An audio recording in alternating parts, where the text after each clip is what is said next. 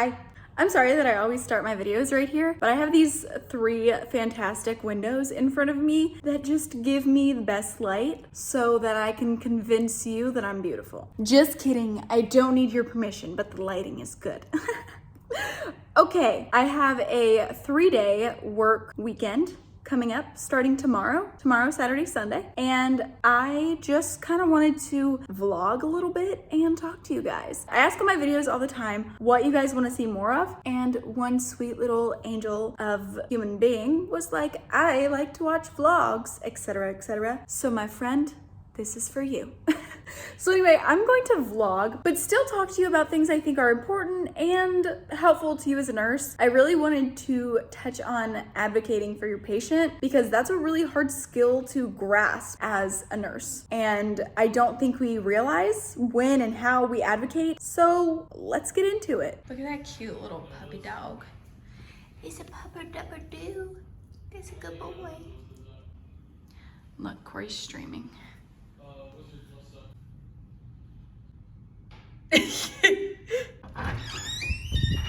Are you having a good stream, babe? That's fine. You having a good stream? Yep. I love you. Huh? I love you. Huh? I love you. Me too. Also, please enjoy this beautiful presentation of limes and tomatoes. Corey said it looks too pretty to eat and that no one's actually gonna touch it except for me. I don't have that much good stuff in my fridge right now, I feel like. Actually, that's a lie, because I just went grocery shopping. Look at this wine bottle. It's a freaking rose on the bottom. What? I bought it for the rose. Okay, so this is chicken. I'm gonna take that. I'm going to drink some of this kombucha. It's really good. I like this brand. There is a lot of sugar in it. 12 grams of added sugar. I usually get a brand with less, but I think I was feeling a sweet tooth this day or something. I'm totally cool if this has natural sugar because fruit is sugary and they use fruit to make this, but I usually want less added sugar because that's a lot. So I'm gonna take these. Actually, I'm gonna put that there so I don't bust it. Ooh, feta. This is delicious. This is my friend Jackie's fault. She did this to me. She created me eating feta cheese and tomatoes all the time. These things, we will get that out. Avocado, which I will put on everything. Kombucha. Oh, these. Take the things.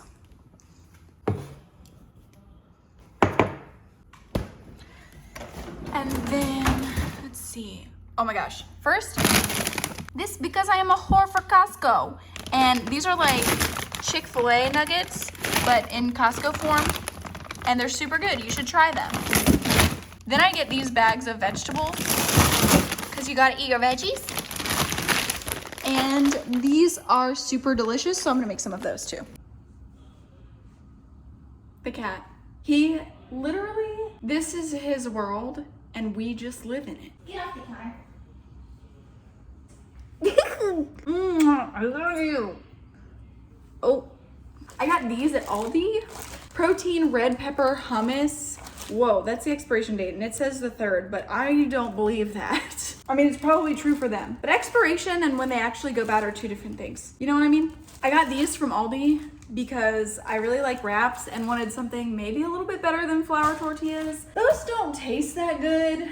They're supposed to have protein, but they don't taste that good. And if I've learned anything in my 24 years of life, it is that all the food you eat, you should enjoy. If you're going to eat food like to fuel your body, you are still allowed to enjoy it. And enjoying it is not this for me. They're like not that great. They're fine, kind of weird and gritty. I'm gonna get regular flour tortillas. This stuff is so good, but this one has too much sugar. And not because I'm against sugar, but just because like it has too much.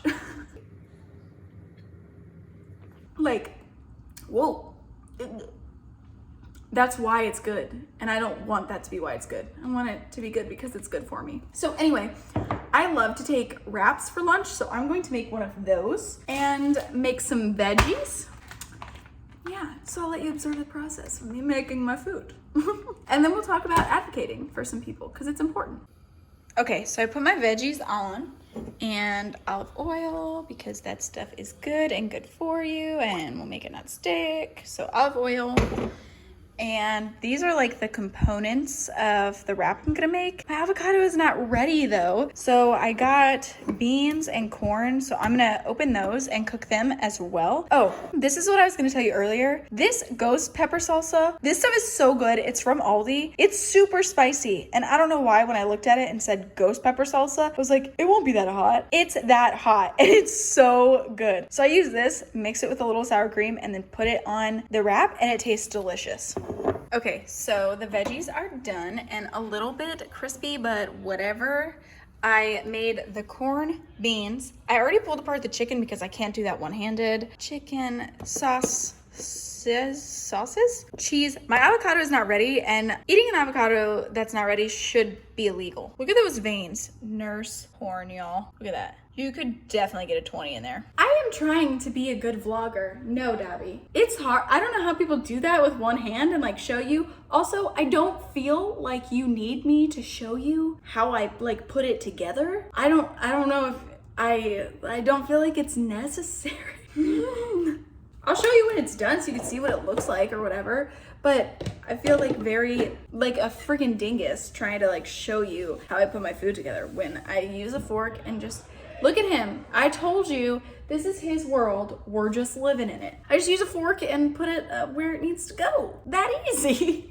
I did not know the joys of sour cream until I was older. My parents and my brothers used to eat it all the time. Like every taco night, every excuse to have sour cream, nachos, whatever, they had sour cream. And I was like, that is disgusting. It literally has sour in the name. Who's gonna eat that? Them, and now me. I've made this beautiful thing. Oh, that's such a good angle. I think I'm gonna eat this right now and make another for lunch tomorrow because I'm hungry and it's warm.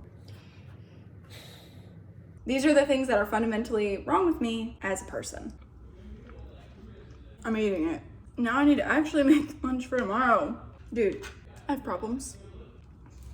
I'm gonna clean this up and then we're gonna talk about some stuff for reals this time. Okay, listen, I'm only moderately disappointed that I just ate my lunch for tomorrow because all I ate today was breakfast anyway. So like it was time for me to eat something. I just can't believe that I did that. Of course I can believe it, but damn girl, get your ish together. Let's sit down and talk.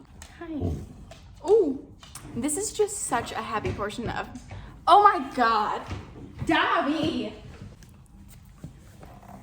He was just hanging on the blinds by his paws like this. The couch is backed up. Oh, I have cat hair on my face. Oh.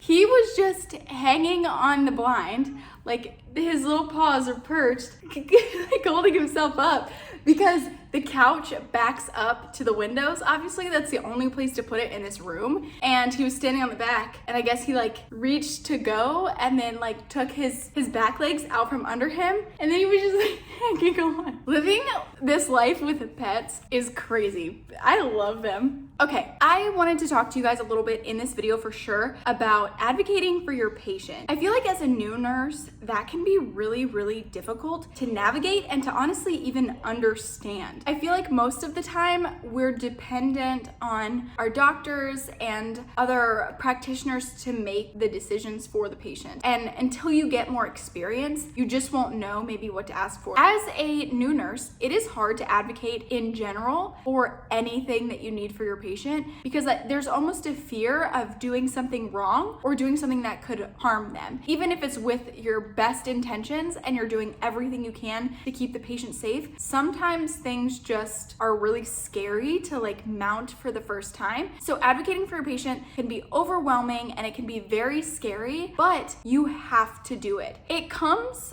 almost naturally as you progress for orders that you know you'll need for a patient, for things that you see changing in them, for things that you're like, yeah, I need to get something for this. You are the link to the provider in that as the nurse. You are the one who gets to connect them with that part of the patient. I feel like I've said this on here before, and I will probably say it again, but if you keep the patient and patient safety at the forefront of your mind, you will always make the right decision. I talked to a very experienced nurse all the time. She always tells me to do the right thing all the time. As a nurse, you have to do the right thing 100% of the time. And the right thing is not suggesting something and then the doctor deciding on something else. That's totally different. You're free to make suggestions. They're free to treat the patient. That's different. Doing the right thing is always scrubbing the hub when you go to take blood, when you go to give medication, or put a cap on it. Make sure that your blood culture bottles are clean on the top, even though it takes an extra 30 seconds to do. Make sure that your patient has the things that they need. It's ensuring that every time you do something for a patient, you are doing it in the correct way or in a way that is conducive to the patient's health and safety, and you're always doing the right thing, because the second, I'm telling you, the second something goes wrong, the second something is different, or a patient has an adverse outcome, or something changes about the patient's condition, and they say, oh, well, did Beck do this? Your fellow nurses and providers can advocate for you and say, no, she does the right thing every time. No, she would never do that, because you function in a capacity that does not allow anyone else to influence the way you do nursing. And it's so hard as a new nurse to grasp the way you're supposed to function and the way you're supposed to be, right? You have to learn to practice at the highest level. Think about if you go to work every day and you work your ass off and you do the right thing all the time, you will never have issues. When you get to work and you take care of people like it's you, or you take care of people like it's your mom or the person that you love in your life, you will be golden every single time. And this includes advocating for them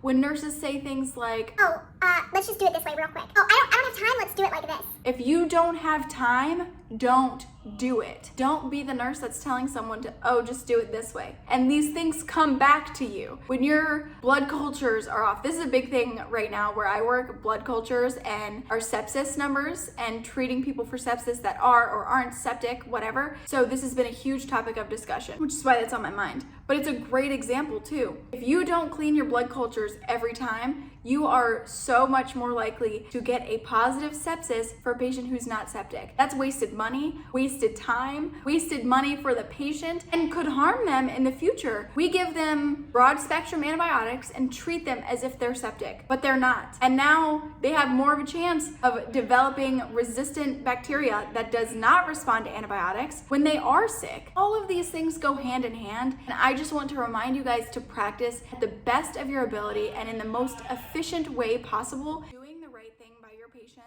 every time is the most important thing you can do. That is how you protect yourself, that is how you protect your license, and that is how you protect them. So as a new nurse, advocate for yourself and advocate for your patients, and you will gain this knowledge and experience as you go on and get more experience. You will know what to say, okay, I can do that too, and what to say, I wouldn't touch that with a 10-foot pole. Though I'm thankful that my providers are amazing, and I don't believe I would encounter something like this. If a patient is having stroke-like symptoms 30 minutes ago and you don't know if it's a clot or a bleed, the provider steps out and says, hey, let's get TPA started before they go to CAT scan. No, thank you. Negative. And this will happen. This can happen in a lot of your teaching hospitals with student doctors or interns or whatever. They're learning too, and that's okay. This is what I mean. You are advocating. You are saying my patient is not in a safe situation if we do that. That could cause harm or death to that patient, and I will not do that. So if you're gonna do it for your patient, do it yourself. And honestly, they wouldn't do it themselves because that would be absurd. And if they did, that's a big problem. But this is the point. I'm sorry I keep saying that. Advocate for yourself, advocate for your patients. That is how both you and your patient will stay comfortable and safe while you are at work. And that is really all we can ask for. I feel like it's so important to be a good nurse. I don't know. I see so many nurses that are burnt out and don't love their job anymore, and that's okay. You don't have to love your job. I don't love my job every day. I don't. If you find yourself struggling and you don't love what you're doing, you can always change paths, whether that's a different floor or a different place in nursing, whether it's outpatient or whether it's not nursing at all. When you find yourself not giving the best care to your patients, and not doing everything for them, advocating for them, and doing what you do for them with their safety in mind, you gotta find something else. You gotta do something else. Don't let people suffer because of that. Wow, this vlog got deep, didn't it? Okay, well, anyway. So that's kind of basically it when it comes to what I wanted to talk about today. I cannot believe that I ate my lunch still, which means I have to go make more lunch for tomorrow.